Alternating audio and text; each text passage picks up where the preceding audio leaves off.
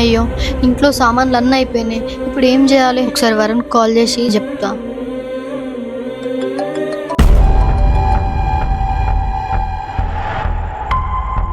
టైంకి వరుణ్ కూడా ఫోన్ ఎత్తడం లేదు. ఏ లిల్లీ డోర్ తీయవే. ఏ లిల్లీ డోర్ తీ. మళ్ళా వచ్చినావా?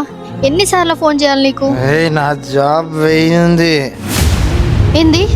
జాబ్ పోయిందా? ఎట్లా? అది నీకు అనవసరం. అవసరం లేదంటే ఏంది? నాకే అవసరం కదా.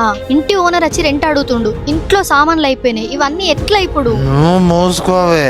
నిన్ను పిండి వేసుకొని నేను మోసపోయినా. నీ వల్ల నా ఉద్యోగం పోయింది కదనే ఆ రోజు. ఈరోజు